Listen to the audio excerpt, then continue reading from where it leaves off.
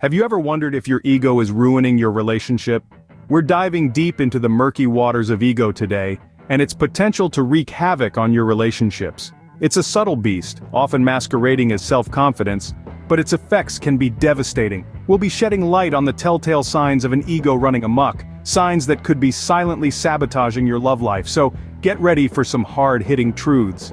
Stay tuned as we explore the signs that your ego may be sabotaging your love life. So, what are the signs that ego is playing the villain in your love story? First off, we have the incessant need to always be right. This is where one party in a relationship constantly feels the need to win every argument, to have the last word. It's like a never-ending game of chess where the only goal is to checkmate the other, without realizing that in the process, both players lose. Next, we have the lack of communication. An inflated ego can create a barrier so thick that even the simplest of conversations become an uphill battle. Instead of discussing and resolving issues, a person with a big ego may resort to silence, or worse, verbal attacks. It's as if they're on a one-man show where the script is written, directed, and performed by them alone. Then there's the notorious victim card. Here, the ego convinces one to constantly portray themselves as the victim, regardless of the situation. It's a cunning tactic, allowing them to evade responsibility for their actions, while at the same time garnering sympathy from others. It's like being trapped in a melodramatic soap opera, where the plot revolves around them and their woes. Then, we have jealousy. The green-eyed monster. An ego-driven person sees others' success as a threat to their own self-worth. They may feel insecure and start comparing their achievements with others, fostering resentment and discontent. It's like living in a world where everyone else's accomplishments are a personal affront to their ego. These signs, however subtle, are the telltale signs of an ego-driven relationship. They are the hidden saboteurs, slowly chipping away at the bond between two people. A relationship should be a partnership, a team, where both individuals work together, not against each other. Understanding these signs is the first step towards addressing the issue. You might think, so what if I have a bit of an ego? But let's delve a little deeper into what that ego may be costing you in terms of your relationships. Have you ever considered how your ego might be the root cause of misunderstandings? That's right.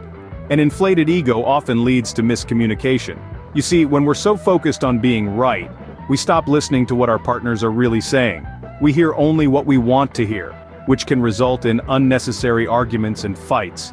Fights and misunderstandings are one thing, but an unchecked ego can lead to something much more devastating: the end of a relationship. When one partner's ego consistently overpowers the other's voice, it can create a rift that's difficult to mend. It's like a slow poison that gradually takes the joy out of the bond you share. But don't despair.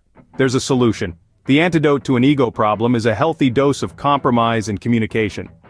Compromise doesn't mean losing, it means coming to a mutual agreement for the betterment of the relationship.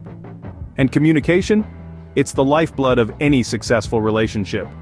Open, honest communication allows both partners to be heard, valued, and understood. Remember, a relationship is about we and not me. Now that you've learned about the destructive role of ego in relationships, what do you think? It's time for some reflection. Have you noticed any of these signs in your own relationships? Maybe you've seen a need to always be right, or perhaps a lack of communication has been a recurring theme. It's crucial to remember that every relationship is unique. What might be a sign of ego in one relationship could simply be a misunderstanding in another. The key lies in honest introspection and open dialogue. Maybe you've already been working on addressing these issues. If so, what strategies have you found effective? Or perhaps you're just now realizing that ego might be playing a larger role in your relationships than you'd like. Regardless of where you're at, sharing your thoughts and experiences can be a powerful tool for growth. Not only can it provide you with new insights, but it can also help others who might be struggling with similar issues. Leave a comment below and share your thoughts. We're curious to hear your experiences and insights.